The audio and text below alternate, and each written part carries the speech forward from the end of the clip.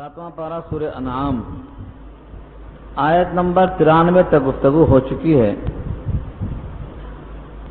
اب آگے جو مضمون آ رہا ہے پچھلی آیت سے اس طرح مربوط ہے۔ کہا گیا تھا کہ یہ قرآن ہم نے نازل کیا ہے، برکت والا ہے، تصدیق کرتا ہے اپنے تمام سابقہ کتابوں کی، اور نازل اس لیے کیا گیا ہے تاکہ ام القری اور اطراف والوں کو آپ ڈرائیں، اور جو ایمان رکھتے ہیں آخرت پر وہ اس کتاب پر یقین رکھیں گے اور وہ اپنے نمازوں کی محافظت کرتے ہیں۔ یہ گزشتہ آیت کا مضمون ہے۔ اس کے بعد ایک انداز اختیار کیا کہ اس سے بڑا ظالم اور کون ہے جو اللہ پر جھوٹ باندھے۔ یہ قرآن کریم کے بیان کا طریقہ ہے۔ ومن اظلم سے سوال کا انداز اختیار کیا جاتا ہے، یعنی جواب میں کہا جائے گا اس سے بڑا اور ظالم کوئی نہیں۔ ومن اظلم ممن منع مساجد اللہ، اللہ کی مسجدوں سے روکے، اس سے بڑا ظالم اور کون، یعنی کوئی نہیں۔ تو پورے قرآن کریم میں جہاں ایسا انداز اختیار کیا گیا ہے اس کا جواب یہی بنتا ہے کوئی نہیں، اس سے بڑا ظالم اور کوئی نہیں، یعنی ظلم کی معراج پر پہنچ چکا ہے۔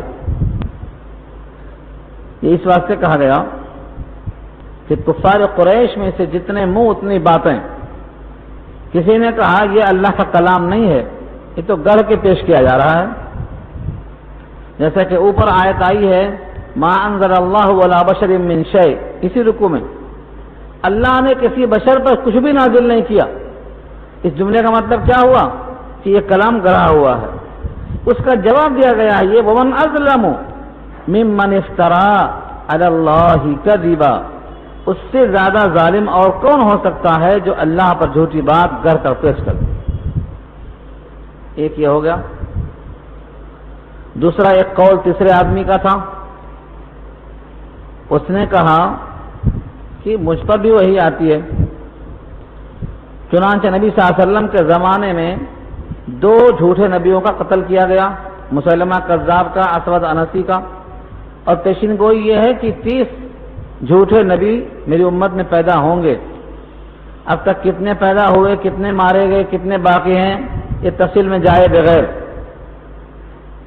اس پر رد کیا اللہ نے، او قال اوحی الی ولم یوحی الیہ شیء، یا اس نے دعویٰ کر دیا کہ مجھ پر وہی آتی ہے حالانکہ کچھ بھی وہی نہیں آتی ہے اس کی طرف۔ اس سے بڑا ظالم کون؟ تیسرا ایک اور جملہ ہے چوتھے آدمی کا، اس نے کہا کہ قرآن کریم کے جو الفاظ ہیں کوئی بڑی بات نہیں ہے، میں چاہا تو میں بھی ایسا کہہ لیتا ہوں۔ جب کوئی شاعر شعر پڑھتا ہے تو دل میں بہتوں کے خیال آتا ہے کوئی اچھا شعر تو نہیں پڑھا، کوشش کیا تو میں بھی ایسا کہہ سکتا ہوں۔ لو نشاء لقلنا مثل ھذا، قرآن کے الفاظ ہیں یہ، لو نشاء لقلنا مثل ھذا، ہم چاہیں تو ہم بھی ایسا کہہ سکتے ہیں، کوئی خاص بات تو نہیں ہے۔ یہ دوسری آیت کا جملہ ہے، یہاں اسی کو دوسرے انداز سے کہا ہے ومن قال، اور جس نے کہا، شاید یہ نظر ابن الحارث ہے، سأنزل مثل ما انزل اللہ، سأنزل مثل ما انزل اللہ، جیسا کلام اللہ تعالیٰ نے نازل کیا ہے اسی طرح کا میں بھی لاتا ہوں، سأنزل میں بھی اتارتا ہوں، مثل ما انزل اللہ جیسا اللہ نے اتارا۔ یہ تینوں جملے ایک ہی چیز پر معطوف ہوتے ہیں کہ ان سے بڑا ظالم اور کون، جھوٹی بات باندھے، وہی نہیں آتی ہے وہی آتی ہے بولے، یا جو نازل کیا گیا ہے اس طرح میں بھی کلام لاتا ہوں کہے، یہ تینوں سے بڑا ظالم کون ہو سکتا ہے؟ ان تینوں کا انجام کیا ہوگا؟ وَلَوْ تَرَىٰ إِذِ الظَّالِمُونَ فِي غَمَرَاتِ الْمَوْتِ، اور اگر تم دیکھو اے مخاطب جب ظالم موت کی مدہوشی میں ہیں، غمرات بمعنی سکرات، فی غمرات الموت یعنی فی سکرات الموت، سکرات موت سے تو واقف ہیں، جس کو ہم غرغرہ موت کہتے ہیں، قریب المرگ کہتے ہیں۔ جو آدمی دنیا سے جانے کے قریب ہوتا ہے جس کا صحیح نقشہ کھینچا ہے اللہ نے سورہ واقعہ کے آخری رکوع میں، فلولا اذا بلغت الحلقوم، جب وہ روح حلق میں پھنس جاتی ہے، وانتم حینئذ تنظرون، اور تم وہاں دیکھتے ہوئے رہتے ہو، ونحن اقرب الیہ منکم ولکن لا تبصرون، تم سب سے زیادہ اس سے قریب میں ہوتا ہوں لیکن تم مجھے دیکھ نہیں پاتے ہو۔ اور آگے بہت سخت جملہ ہے، فلولا ان کنتم غیر مدینین ترجعونها ان کنتم صادقین، اگر تم کسی کے ماتحت دباؤ میں نہیں ہو، خود آپ مختار ہو، تو اس کو روک کر دیکھ لو، دم ہے تو ترجعونها، روک لو اس کو، ان کنتم صادقین، اگر تم سچے ہو۔ سارے کائنات کے انسان مل کر ایک نکلنے والی روح کو روکنے پر قادر نہیں ہے۔ معلوم کیا ہوا؟ آزاد نہیں ہیں آپ کسی کے حکم کے پابند ہیں۔ یہاں اشارہ اسی کی طرف ہے کہ جب غرغرۂ موت کا وقت آئے گا اور یہ ظالم سکرات الموت کے غموں میں ہوں گے، یہ غم کیسا ہوتا ہے؟ دوسری آیات میں مضمون آیا ہے، والنازعات غرقا والناشطات نشطا، مومن کا تو ایسا مسئلہ ہوگا کہ جیسے مشکیزہ چمڑے کا پانی سے بھرا ہوا ہے، ایسا بندھن کھول لیا پانی نکلنے کو بےتاب۔ اور کافر کا حال یہ ہے کہ جو کرایہ دار مکان خالی نہیں کرتا، گریبان پکڑ کے گھسیٹ کے باہر نکالنا پڑتا سامان کے ساتھ، نکل مردود بولنا پڑتا اس کو۔ والنازعات غرقا کا مطلب یہی ہے، فرشتے جسم انسانی میں غرق ہو کر اس کو کھینچ کے باہر لاتے ہیں۔ حدیث میں اس کی تشبیہ دی گئی ہے کہ جیسے کوئی خاردار جھاڑی ہو اور اون میں اس کو گھما کر لپیٹ دیا گیا ہو اور پھر کھینچا جائے تو ایک ایک تار ٹوٹ جاتا ہے۔ یہاں وہی حالت مراد ہے، فی غمرات الموت، یہ تو موت کی تلخیوں میں ہے، موت کی سختیوں میں ہے۔ والملائکۃ باسطوا ایدیہم، اور فرشتے اپنے ہاتھ کھولے کھڑے ہیں، نکل۔ والملائکۃ، فرشتے، باسطوا، بسطا کے معنی کھولنا، ایدیہم، اپنے ہاتھوں کو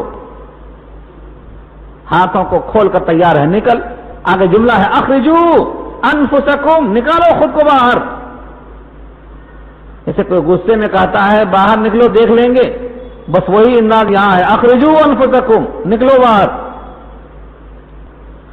آگے بڑا سخت جملہ ہے، اس سے بھی سخت جملہ ہے، الیوم تجزون عذاب الہون، آج تم کو بدلہ دیا جائے گا ذلت والے عذاب کا۔ عذاب الہون، ایک تو ہے ہون، ہاں پر زبر کے ساتھ بمانا وقار، اور عذاب الہون بمانا اہانت والا، توہین والا عذاب۔ یہ سب کیوں ہو رہا ہے؟ فرمایا بما کنتم تقولون علی اللہ غیر الحق، اس وجہ سے کہ تم کہا کرتے تھے اللہ پر ناحق باتیں، جو اللہ کی بات نہیں ہے اللہ کی طرف منسوب کر دیا، وہی نہیں آتی ہے وہی آتی ہے بول دیا، اس کلام کی نقل کرنے پر قادر نہیں، ہم بھی کہہ سکتے ہیں بتا دیا۔ تقولون علی اللہ غیر الحق، اس وجہ سے تم پر یہ عذاب ہو رہا ہے۔ اور ایک وجہ بتایا قرآن نے، وَكُنْتُمْ عَنْ آيَاتِهِ تَسْتَكْبِرُونَ، اور تم اللہ کی آیتوں سے استکبار کرتے تھے، یعنی آیتوں کے مقابل خود کو بڑا سمجھتے تھے، اس میں جو احکامات تھے ان کے بجائے اپنے خواہش کو اس سے بڑا سمجھ کر اسی پر عمل کرتے رہے۔ تو اللہ کی آیتوں سے استکبار کرنا، اللہ پر جھوٹی باتیں منسوب کرنا، یہ دو وجہ بن گئی ہے کہ موت کے موقع پر ذلت آمیز حال سے دوچار ہوئے ہو۔ یہ تو ظاہری ہے، عالم سکرات میں جو پیاس لگتی ہے، یہ روزے کی پیاس کچھ بھی نہیں ہے، روزے کی پیاس کچھ بھی نہیں ہے۔ مجھے یاد آتا ہے اور بار بار بخاری کی روایت سامنے آتی ہے، جب کبھی سکرات الموت پر گفتگو ہوتی ہے تو بخاری کو روایت سامنے آتی ہے، نبی کریم صلی اللہ علیہ وسلم نے آخری وقت میں پانی مانگا، اور پانی جب پیالے کے اندر پیش کیا گیا تو بجائے پانی پینے کے آپ نے اس میں دونوں ہاتھ ڈال دیا اور ہاتھوں کو تر کر کے چہرے پہ پھیرنا شروع کر دیا۔ اور جملہ تھا ان للموت سکرات، ان للموت سکرات، ہر موت کے واسطے سختی اور تلخی ہے۔ سوچو سرکار دو عالم صلی اللہ علیہ وسلم جو اللہ کے محبوب ہیں، سید الانبیاء ہیں، اللہ تعالیٰ نے آپ کے قلب کی محبوبیت کو نمونہ محبوب بنا دیا ہے کہ جو آپ سے محبت کرے گا وہ بھی میرا محبوب بن جائے گا، جو نمونہ ہے محبوبیت کے۔ قرآن کریم کا جو انداز ہے، ان کنتم تحبون اللہ فاتبعونی یحببکم اللہ، اگر تم اللہ سے محبت کا دعویٰ کرتے ہو تو میری نقل کر لو، خدا کے محبوب بن جاؤ گے۔ جو نمونہ محبت ہو اس کے ساتھ یہ برتاؤ ہو رہا ہے، کیوں؟ بتانے کے لیے کہ موت میں تلخی ہے، موت میں کرواہٹ ہے۔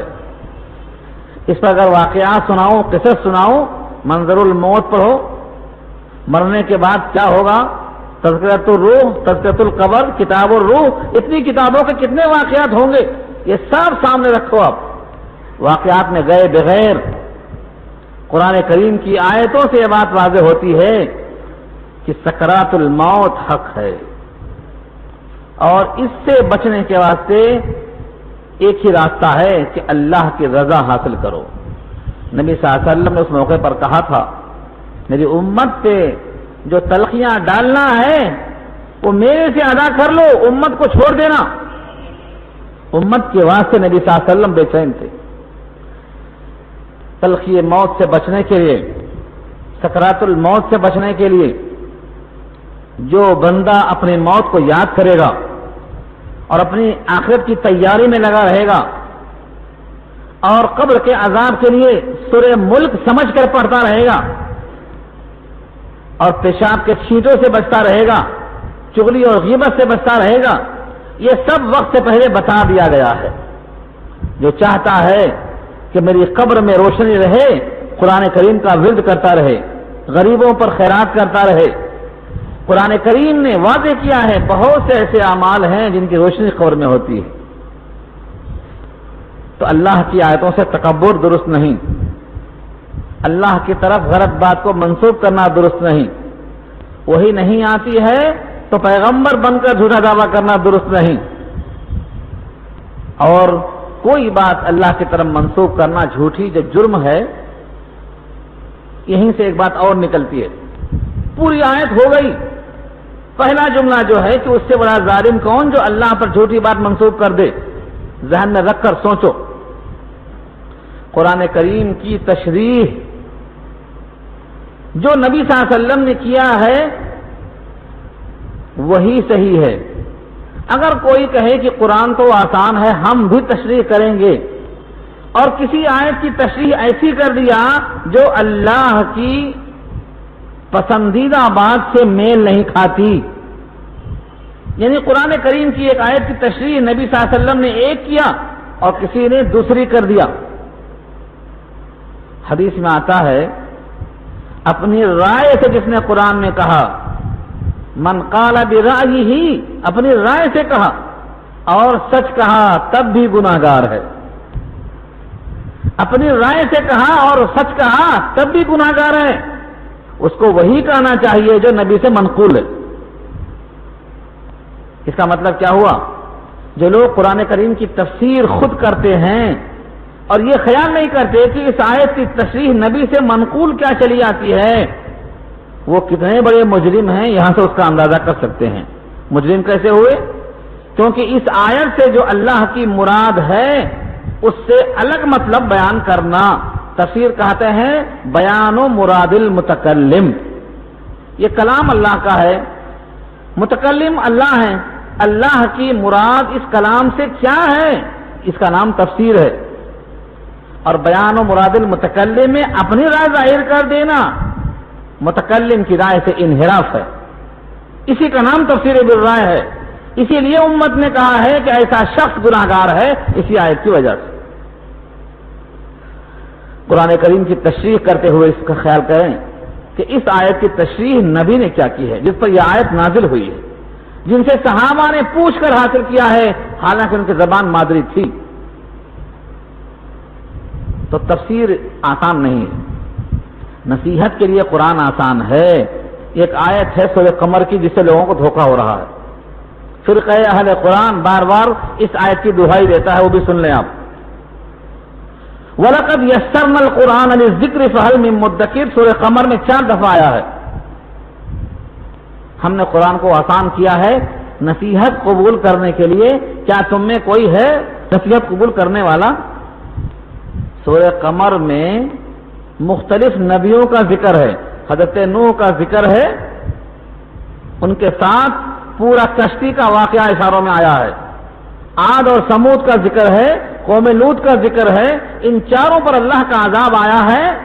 ان چاروں کے واقعات سے عبرت حاصل کرنا یہ یہاں مراد ہے. کوئی پورے سمر کے اندر کوئی احکام مراد نہیں لیا اللہ نے. تو قرآن سے ایسے واقعات سے عبرت حاصل کرنا یہ ذکر سے مراد ہے.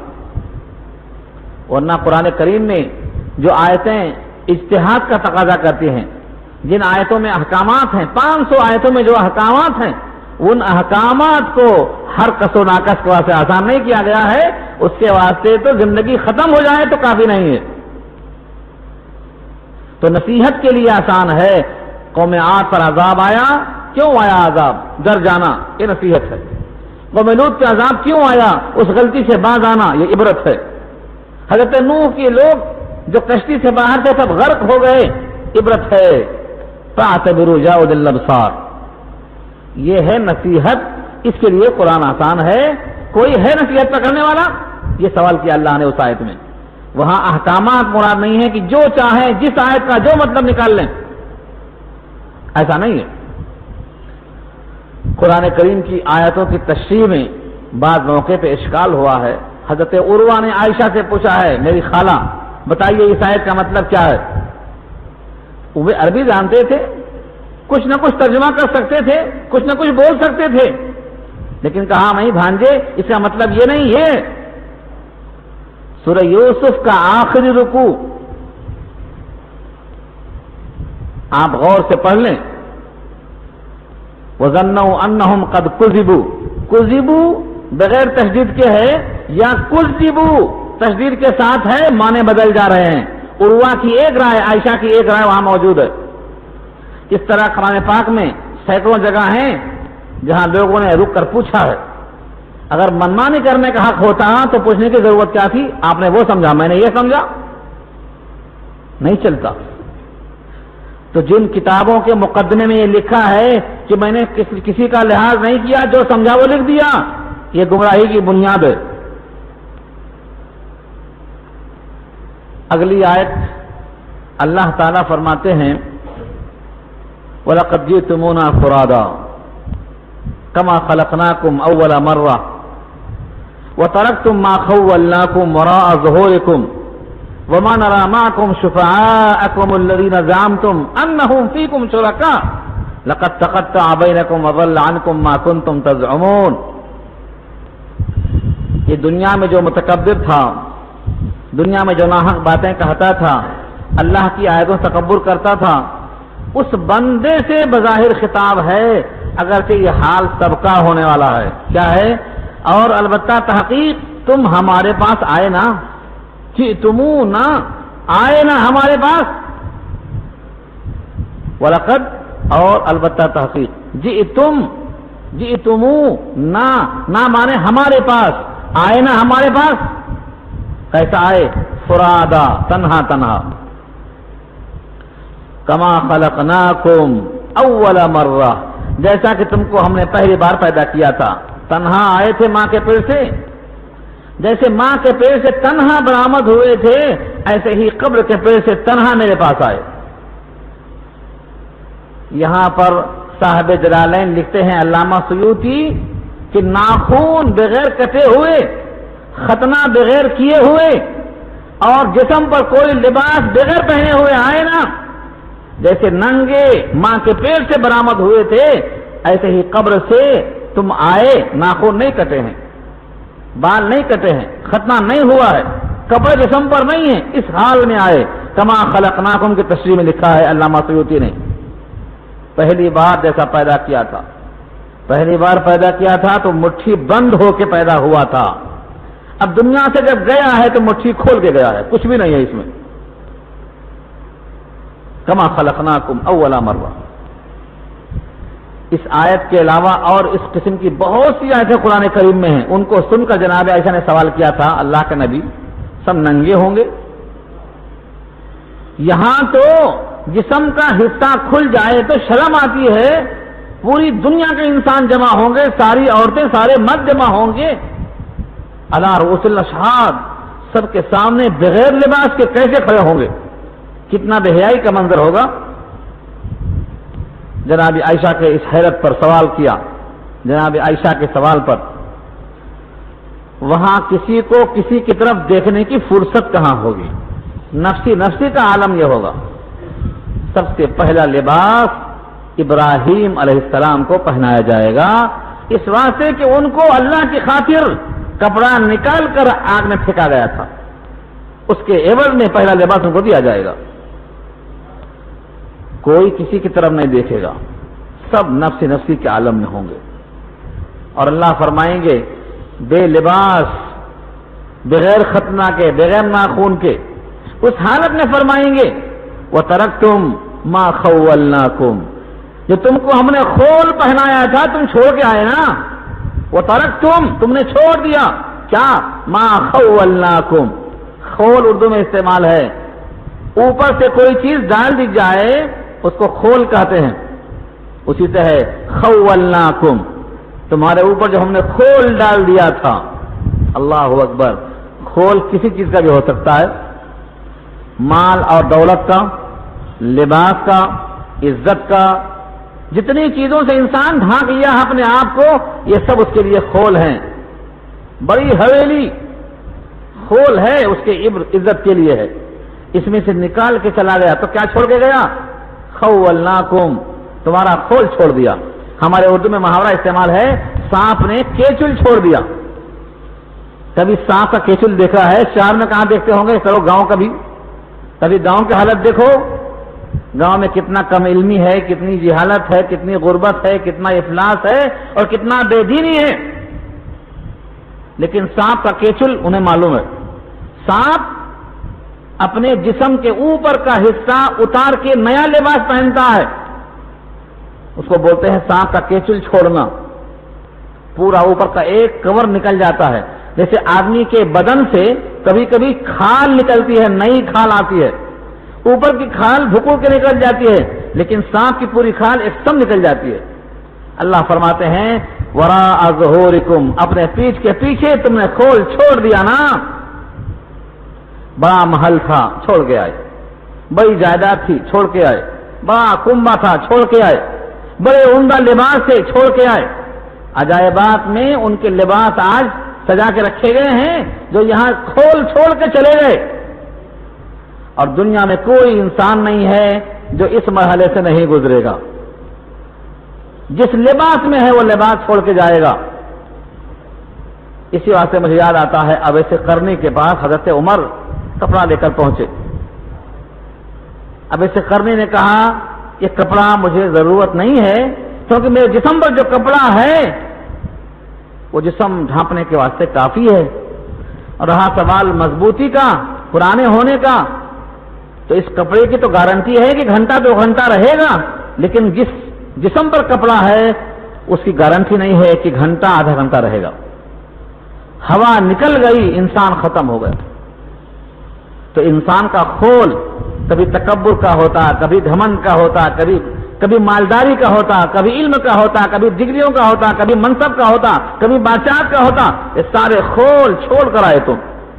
اور ترکتم ما خولناکم، کیوں چھوڑ کے گئے؟ لے کے گئے ہوتے ساتھ میں. وراء ظہورکم، پیٹھ کے پیچھے چھوڑ دیا، کیونکہ انسان اس پر قادر نہیں ہے.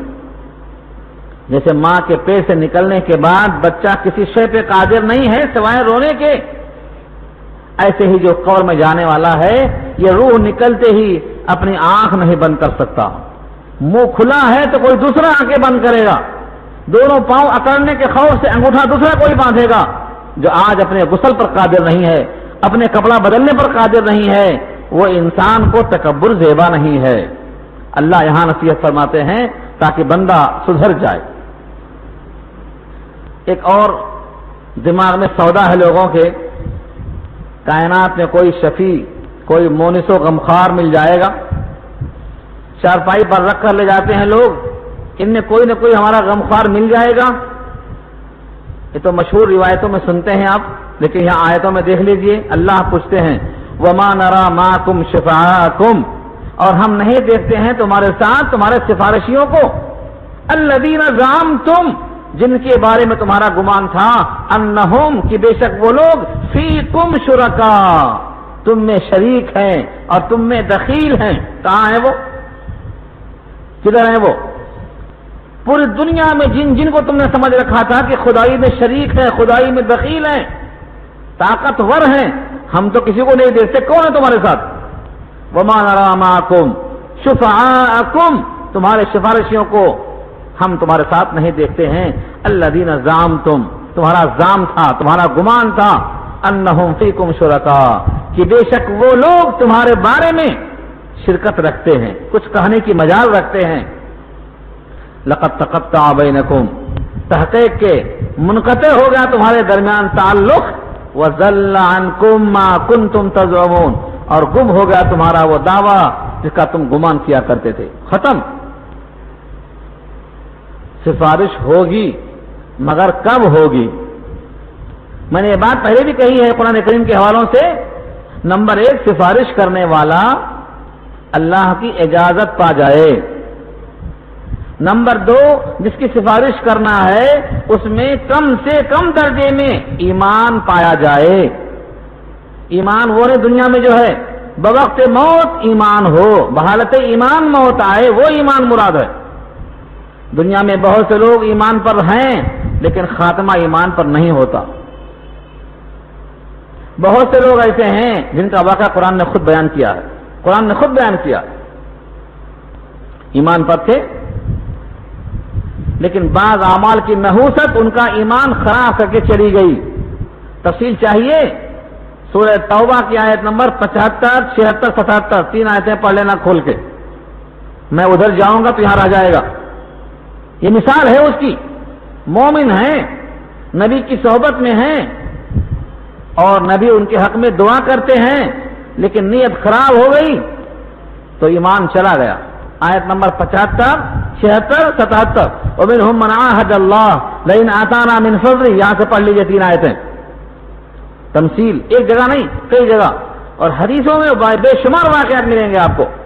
تو ایمان وہ مقصود ہے جو بوقت موت باقی رہے، چنگاری ہی صحیح، ذرہ کے برابر ہی صحیح، رائی کے دانے کے برابر، جو کے دانے کے برابر صحیح، مرنے کے وقت جو ایمان ہے وہی کامیابی دلانے والا ہے۔ مرنے سے پہلے جو ایمان ہے اس کے بارے میں اندیشہ اور فکر کرنا چاہیے، پتہ نہیں رہے گا کہ چلا جائے گا۔ اسی کا نام ہے خوف اور امید کے بیچ میں جینا۔ نبی کی تعریف ہے، مومن کی تعریف کیا ہے؟ المومن بین الخوف والرجاء، خوف بھی ہے امید بھی ہے۔ خوف تو یہ ہے کہ ایمان رہتا کہ نہیں، اور امید یہ ہے کہ ایمان دے دیا ہے تو دینے والے سے امید ہے کہ چھینے گا نہیں۔ فکر کرو۔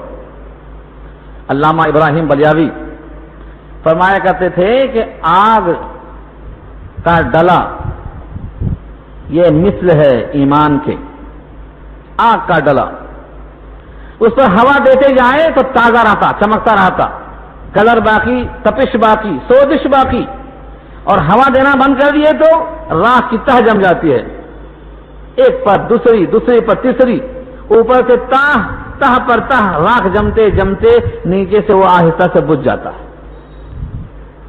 کہا ایمان کے ساتھ اعمال صالحہ، اچھی صحبتیں، قرآن کی تلاوت، اہل اللہ کی محفل میں جاتے رہنا، یہ ہوا دیتا رہے گا، ایمان جوالے کی طرح رہے گا۔ اور بدعمالیاں، بری صحبت، حرام غذا، ان تمام چیزوں سے وہ راکھ پر راکھ جمتے جمتے نیچے سے معلوم ہوا پھس، وفات ہو گئی ایمان کے بغیر، چلا گیا جہنم میں۔ تو ایمان آخری دم تک باقی رہنا ہے۔ اللہ فرماتے ہیں لقد تقطع بینکم وضل عنکم ما کنتم تزعمون، تمہارا تعلق منقطع ہو گیا، تمہارا گمان جن کے بارے میں تھا وہ سب ختم ہو گیا۔ تو ایمان ایسا چاہیے جو ہمیں محشر کے میدان میں روشنی دے، نام اعمال دائیں ہاتھ میں دلائے، نبی کے ہاتھوں جام کوثر پلائے۔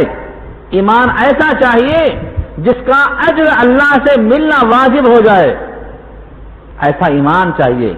ایمان موجود اور ایمان مطلوب، مطلوب یہ ہے کہ داخلہ ہو جائے، اور موجود یہ ہے کہ فجر میں ہم نہیں اٹھ پاتے، ہماری آنکھیں نہیں کھلتی، بستر سے اٹھنا نصیب نہیں ہوتا۔ کیوں؟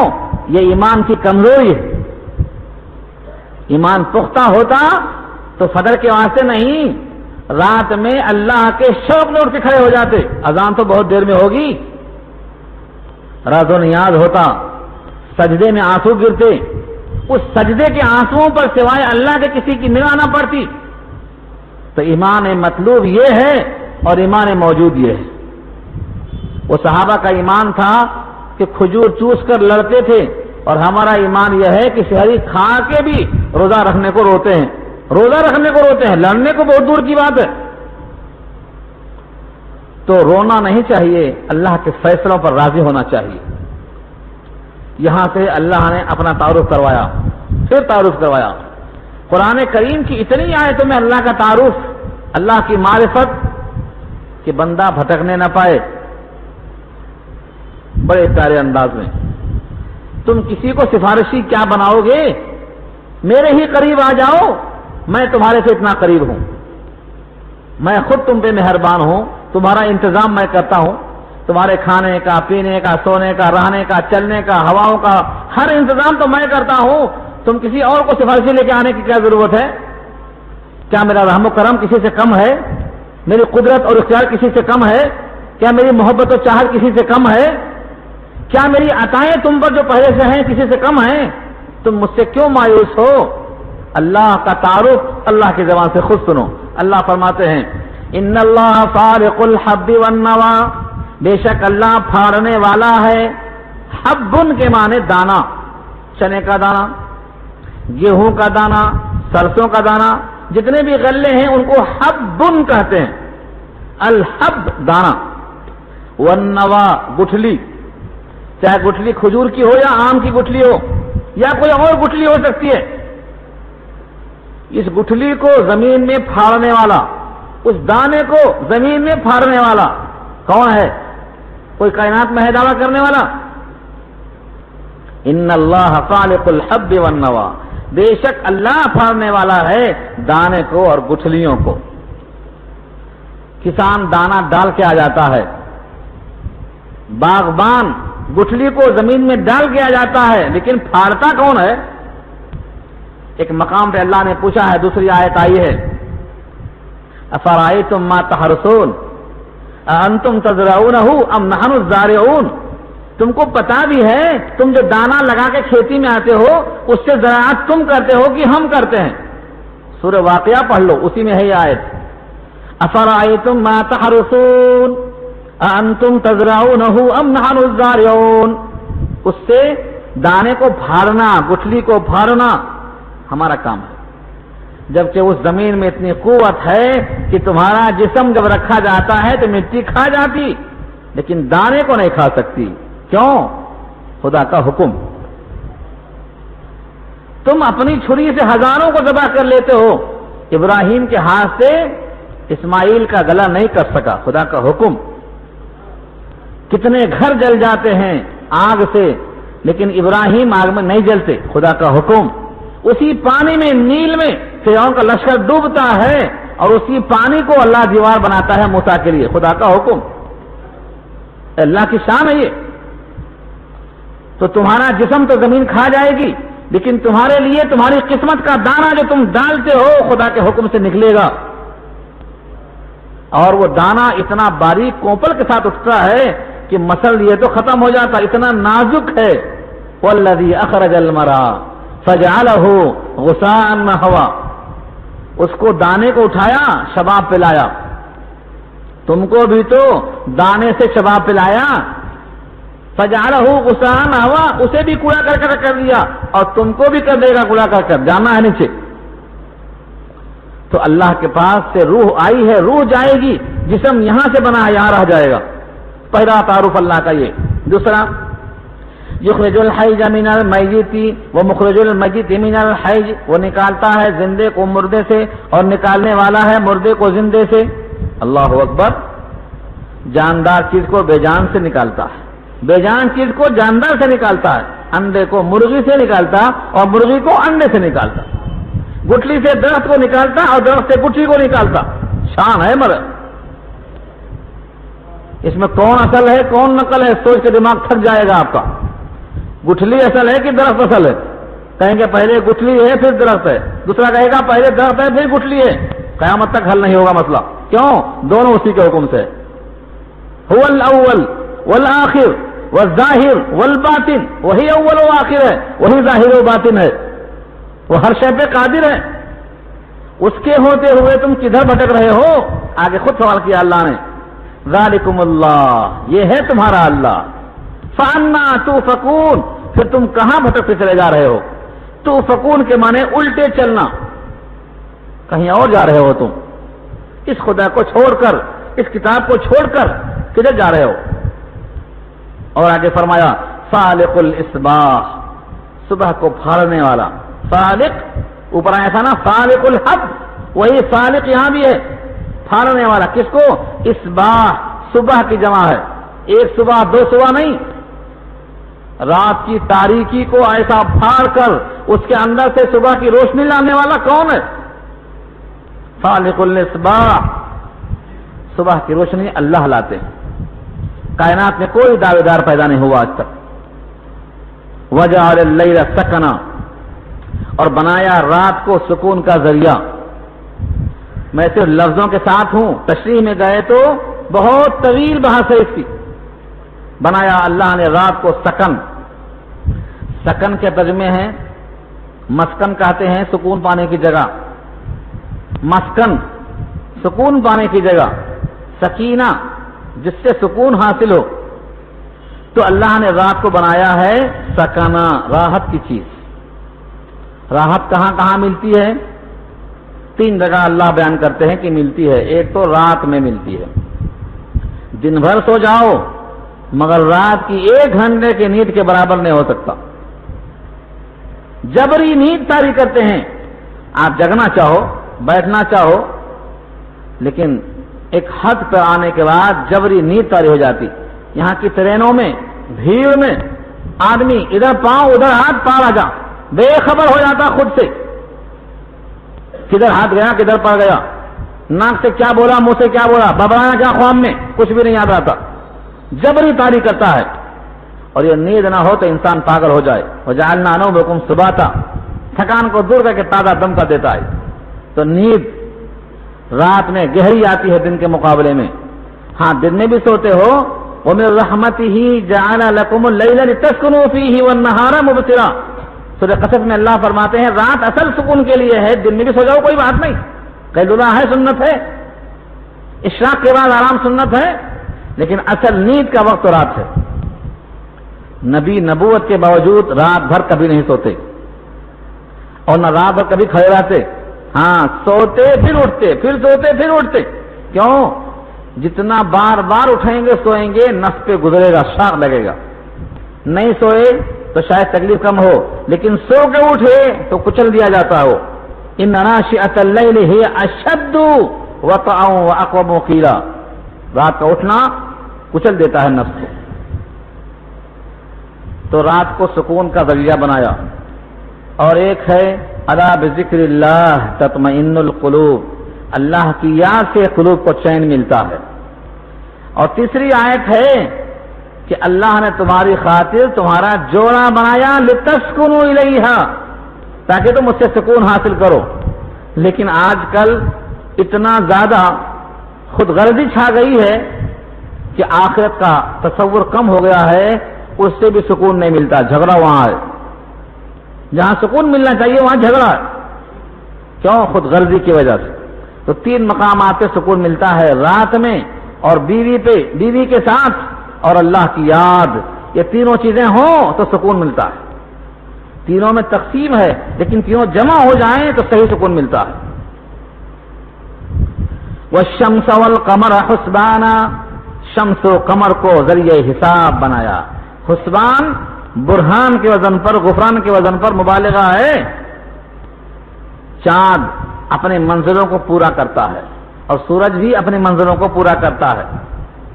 ان دونوں کو ذریعہ حساب بنایا. حسبان حج اور عمرہ کے لیے، قربانی کے لیے، رمضان کے لیے، مختلف تاریخوں کے لیے چاند کا حساب ہے. چاند کا حساب مومن کے واسطے باعث ثواب بھی ہے. ہجرت کا سال کہلاتا ہے، چاند سے شروع ہوتا ہے. نبی صلی اللہ علیہ وسلم جب مکے سے مدینہ گئے، ہجرت فرمایا، وہاں سے سن ہجری شروع ہوا. 1427 ہجری وہاں سے چلا. اس کا تعلق کس سے ہے؟ اسی قمر سے ہے. اس کی 28 منزلیں ہوتی ہیں، ان کو طے کرتا ہے. یہ ہر آدمی دیکھ کر آنکھوں سے حساب کر لے سکتا ہے. چاند نکلا، مہینہ شروع، چاند ختم ہو گیا، مہینہ ختم. ایسے ہی شمسی حساب، ہمارے پاس جو نظام رائج ہے شمسی نظام کا ہے، یہ عیسائیوں کے غلبے کی وجہ سے ہے. ورنہ مسلمانوں کے لیے باعث فخر قمری حساب ہے. مسجدوں کی تنخواہیں، مدرسوں کی تنخواہیں یہاں پر لکھ دیا، آپ یہ کریں گے. آپ کو نہیں معلوم کہ ہم کیا لکھا، لیکن لکھیں گے. سب ہو چکا آپ کے مقدر کا حصہ. تو تقدیر کے معنی اندازہ. سورج کے پیدا کرنے کے بعد سے لے کر آج تک 1 منٹ کا فرق نہیں ہے اس میں. کس کا اندازہ ہے یہ؟ چاند کو جب سے بنایا اللہ نے، اس کے نظام میں کوئی آئلنگ نہیں، کوئی گریسنگ نہیں، کوئی سروسنگ نہیں، لیکن 1 منٹ کا فرق نہیں ہے. چاند اور سورج چلتے جا رہے ہیں، چلتے جا رہے ہیں. یہ کس کا اندازہ ہے؟ عزیز، غالب، العلیم، علم والا. اس کے علم کا، اس کے غلبے کا اظہار اس سے ہوتا ہے کہ کتنا قادر مطلق ہے وہ. اس کے نظام میں کوئی خلل نہیں ڈال سکتا. جس دن سورج جو اپنے رفتار پہ چلتا جا رہا ہے، والشمس تجری، سورہ یاسین کے الفاظ کیا ہیں؟ والشمس تجری، جاری ہے وہ لمستقر لها، اپنے محور کے اندر. کوئی کہتا ہے زمین چلتی ہے تو بولنے دو، چلتی ہوگی. ہم نے کب کہا نہیں چلتی؟ لیکن سورج چلتا ہے، یہ قرآن کہتا ہے. سورج چلتا، والشمس تجری، جاری ہے وہ. تو روزانہ تحت العرش پہنچ کر سجدہ کرتا ہے اور آگے بڑھنے کا پرمیشن لے کے آگے بڑھتا ہے. اور جب قیامت کا دن آئے گا تو اللہ کہیں گے واپس چلا جا، اجازت ختم. تو سورج بجائے مشرق کے مغرب سے طلوع ہوگا. اب کسی کی توبہ قبول نہیں ہوگی، ختم. تو یہ اللہ کا اندازہ ہے. آگے اللہ فرماتے ہیں وَهُوَ الَّذِي جَعَلَ لَكُمُ النُّجُومَ لِتَهْتَدُوا بِهَا فِي ظُلُمَاتِ الْبَرِّ وَالْبَحْرِ. وہی اللہ ہے جس نے بنایا تمہارے واسطے نجوم. نجم کی جمع ہے نجوم، تارے، کواکب، سیارے. لِتَهْتَدُوا بِهَا، تاکہ تم کو رہنمائی ہو اس سے. تاروں سے رہنمائی کیسے؟ فی ظلمات البر، خشکی کے تاریکیوں میں، والبحر، اور سمندر کی تاریکیوں میں. اس کا اندازہ نہیں ہوگا آپ کو. کبھی ریگستان کا سفر کرو، ریگستان، دائیں بھی کچھ نہیں، بائیں بھی کچھ نہیں، سامنے بھی کچھ نہیں، پیچھے بھی کچھ نہیں. کدھر سے آئے تھے، کدھر جانا ہے، خبر نہیں. یہ تارے بولتے ہیں، ادھر سے آئے تھے ادھر جانا ہے، تارے بولتے ہیں. آپ لوگوں کو تصور نہیں ہے، گاؤں والے تاروں کے نام رکھتے ہیں. ان کے ناموں کو سناؤں تو ہنسیں گے آپ، کیونکہ بچپن میرا گزرا ہے گاؤں میں، مجھے معلوم ہے. میری والدہ سحری پکاتی تھی تاروں کو دیکھ کر. گھڑی کو کبھی دیکھا نہیں انہوں نے، تاروں کو دیکھ کر کھانا پکاتی تھی. وہ ٹھیک ٹائم پہ کھانا پکتا تھا تاروں کو دیکھ کر. کیوں؟ یہ تارا یہاں ہے پھر یہاں آئے گا، یہاں آئے گا تو صبح ہوگی. ان کو اندازہ ہوتا تھا. تاروں کے نام ہیں. اور اسی جملے کو قرآن نے ریپیٹ کیا ہے. سورہ نحل میں آیت آ رہی ہے انشاءاللہ. سورہ نحل سے پہلے کیا ہے؟ سورہ ہجر کے الفاظ ہیں وَبِالنَّجْمِ هُمْ يَهْتَدُونَ. تاروں سے لوگ راستہ پاتے تھے. اور کبھی پانی کا جہاز پانی میں جب ہوتا ہے، چاروں طرف پانی، رات کی تاریکی، یا اللہ کدھر جائیں؟ یہ تارے بولتے ہیں ادھر جانا ہے. تو تاروں سے راستہ ملتا ہے. پانی کے اندر ظلمات میں اور جنگلوں میں اور ریگستانوں میں راستہ ان سے نظر آتا ہے. قد فصلنا الآیات، ہم نے نشانیاں کھول کر رکھ دی لقوم یعلمون، ایسی قوم کے واسطے جو علم رکھتی ہے، کیونکہ تاروں کا علم ہوگا تو راستہ ملے گا ورنہ نہیں ملے گا۔ وَهُوَ الَّذِي أَنشَأَكُمْ، وہی اللہ جس نے تم کو پیدا کیا، من نفس واحدۃ، ایک ہی نفس سے، وہ ہے آدم، ایک ہی نفس سے پیدا کیا، من نفس واحدہ، سب سے پہلے اللہ نے آدم کو بنایا ان کی دلجوئی کے لیے، ان کی پسلی سے حوا کو بنایا، وَبَثَّ مِنْهُمَا رِجَالًا كَثِيرًا وَنِسَاءً، پھر ان دونوں سے پھیلا دیا پوری کائنات کو۔ تو پورے انسان کون ہے؟ یہ نبی زادے، آدم زادے، سب بھائی بھائی ہیں۔ ان کے ابا کون ہے؟ دادا آدم۔ پھر روز جنگ ہو رہی ہے، روز لڑ رہے ہیں، روز مر رہے ہیں، ایک ہی جان سے پیدا کیا۔ اس کے بعد کا جملہ وہ بہت اہم ہے، فمستقر ومستودع، مستقر اور مستودع دو لفظ ہے جس میں کئی معنی کا احتمال ہے، اچھی طرح ذہن پر زور دے کر سنو۔ مستقر، کوئی گاؤں سے شہر میں آیا تو بولتے ہیں آپ کا مستقر کیا ہے؟ تو بولتا میں کریم نگر سے آیا ہوں۔ مستقر کے معنی مستقل رہائش گاہ کدھر ہے آپ کی؟ استقرار، ٹھہراؤ، جماؤ، تمہارا مستقل قیام کدھر ہے؟ اس کو مستقر کہتے ہیں۔ اور مستودع ودیعت سے بنا ہے، کسی کے لیے کوئی چیز عارضی رکھوا دینا، امانتاً، بھئی ذرا 100 روپے رکھو، یہ کیا ہے؟ سپرد کیا ہوا ہے، مستودع ہے۔ تو اللہ تعالیٰ اس آیت میں دو قیام بتانا چاہتے ہیں، ایک مستقل، ایک عارضی، ایک مستقل، ایک عارضی۔ بعض نے کہا مستقر سے مراد باپ کی صلب ہے، اور مستودع سے مراد ماں کا رحم ہے، دونوں مراد دیا، کیونکہ انسان پیدا کہاں سے ہوا؟ سورہ طارق کے الفاظ ہیں، یخرج من بین الصلب والترائب، تو صلب سے مراد ریح کی ہڈی، یہ باپ کی ہے، اور والترائب سینے کی ہڈی، یہ ماں کی ہے۔ تو صلب کے اعتبار سے مستقر ہے اور رحم کے اعتبار سے مستودع ہے، کیونکہ یہاں قیام 9 مہینہ ہے۔ ایک قول تو یہ ہے، اور دوسرا قول قاضی ثناء اللہ پانی پتی کا ہے، مظہری کے حوالے سے۔ تفسیر مظہری میں فرماتے ہیں دنیا کے جتنے بھی مراحل ہیں یہ سب عارضی ہیں، یہ سب مستودع میں آتے، مستقر اصل میں جنت یا جہنم ہے۔ اللہ کو معلوم ہے کہ تمہارا مستقر کیا ہے، تمہارا مستودع کیا ہے۔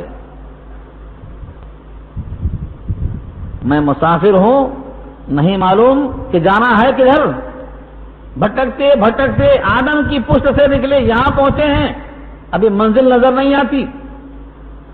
پہلے بھی کہا تھا میں نے، آبا و اجداد کی صلب سے ہوتے ہوئے اور ماؤں کے رحم سے منتقل ہوتے ہوئے یہاں پہنچے ہیں۔ اب یہاں سے کس قبر میں جائیں گے، اور محشر کے کس حصے میں کھڑے کیے جائیں گے، اور نامہ اعمال کب کہاں ملے گا، اب اس کے بعد پلسرات سے کیسا گزریں گے، جنت کی طرف جائیں گے کہ جہنم کی طرف جائیں گے، یہ نہیں معلوم ہے۔ یہ سب منزلیں ہیں انسان کی۔ اللہ فرماتے ہیں فمستقر و مستودع، ایک سے پیدا کر کے ہر ایک کا مستقر، ہر ایک کا مستودع اللہ کو معلوم ہے، کون کدھر جائے گا، اللہ کے علم ہے۔ یہ اس اللہ کے علم کی کیفیت یہ ہے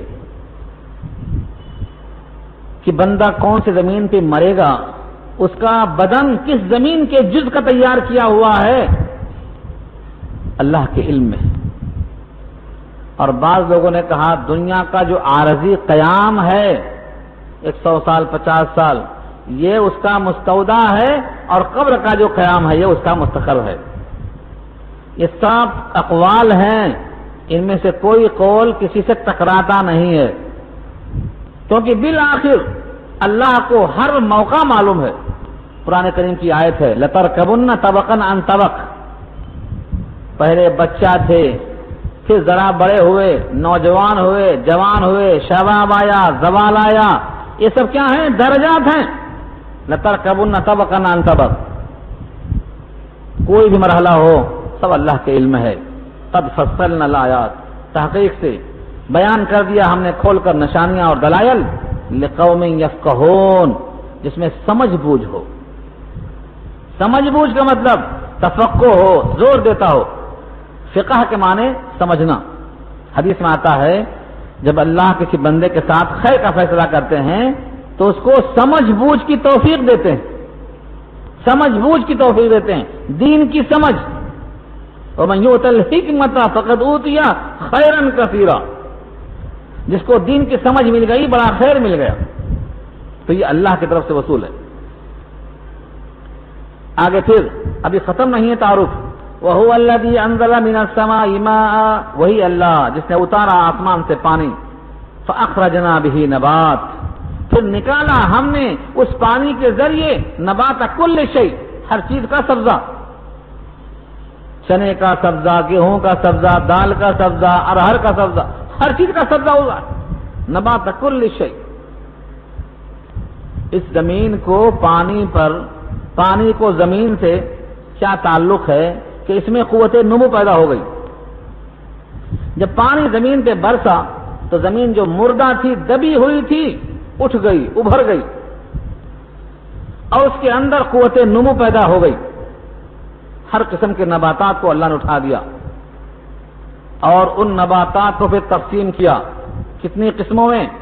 فرمایا فَأَخْرَجْنَا مِنْهُ، پھر نکالا ہم نے اس سے خَضِرًا، ہرے بھرے سرسبز و شاداب، نُخْرِجُ مِنْهُ، نکالتے ہیں اس ہم نے ہرے سے کیا نکالتے ہیں؟ حبًّا، دانے۔ کیسے دانے؟ متراکبہ، ایک پر ایک چڑھے ہوئے۔ کبھی گیہوں کی بالی دیکھو کس ترتیب سے بنایا اللہ نے، وفاکہۃ وابا۔ کبھی کھجور دیکھو اس کے خوشے دیکھو، کبھی چنے کا کور دیکھو، کبھی انار کے چھلکے پر توجہ کرو۔ یہ رنگ کہاں سے آیا؟ یہ دانے کو باہم متراکبہ، ترکیب کے ساتھ جوڑ کر کون بنایا؟ کبھی خوشے انگور پر توجہ کرو، کون ہے قادر مطلق اس کے لیے؟ سب اللہ نے بنایا۔ حبا متراکبہ، تہ پر تہ دانے۔ وَمِنَ النَّخْلِ مِنْ طَلْعِهَا قِنْوَانٌ دَانِيَةٌ، اور کھجور میں سے اس کے خوشے قنوان جڑے ہوئے، دانیاں لٹکے ہوئے، بوجھ سے دبے ہوئے۔ کہتے ہیں جب ان کھجوروں کے خوشوں میں جوش آتا، بوجھ آتا تو جھک پڑتے، لد جاتے ہیں مال سے تو اپنے آپ کو جھکا لیتے۔ فرمایا کہ جو بھی انسان نفع بخش ہو اسے تننے کے بجائے جھکنا پڑے گا۔ سراہی جھکتی ہے تو پانی نکلتا ہے، اس کے بغیر پانی کا اخراج نہیں ہوتا ہے۔ انسان سے کسی کو نفع پہنچنا ہے تو انسان جھکے گا، دبے گا۔ اور یہاں رک کر دوسری آیت مجھے یاد آئی، سورہ رعد کی 13واں پارہ، وہاں اللہ فرماتے ہیں زمین تو ایک ہے، زمین یہاں سے وہاں ایک ہی ہے، وقطع متجاورات، وجنات من اعناب والزیتون والرمان، پانی ایک ہے اور زمین ایک ہے، پانی ایک ہے، یسقا بماء واحد، ایک ہی پانی سے سیراب کیا گیا۔ ونفضل بعضها فی الاکل، اور کھانے میں ایک کا مزہ زیادہ ہے ایک کا کمتا ہے۔ اور کبھی ایسا ہوتا ہے سنوان وغیرہ، سنوان جڑیں ملی ہوئی ہیں، تنا ملا ہوا ہے، اوپر جا کے الگ ہو گئی ہے شاخیں، اس کا مزہ الگ، اس کا مزہ الگ۔ پانی ایک، زمین ایک، خالق کی یہ قدرت ہے جو اللہ بیان کرنا چاہ رہے ہیں۔ آگے فرمایا وجنات من اعناب، انگور کے باغات، والزیتون، زیتون کے باغات، والرمان، انار کے باغات، مشتبہن ملتے جلتے، وغیر متشابہ، اور باہم نہ ملتے جلتے۔ دو قسم کے ہوتے ہیں، بعض درخت بعض سے ملتے جلتے ہم شکل مشابہ ہوتے ہیں، اور بعض بالکل الگ تھلگ ہوتے ہیں۔ انظروا الی ثمرہ، دیکھو غور سے ان کے پھلوں کی طرف، اذا اثمر، جب وہ پھلوں کو لاتے ہیں، وینعہ، اور جب پھل ان کے پکتے ہیں۔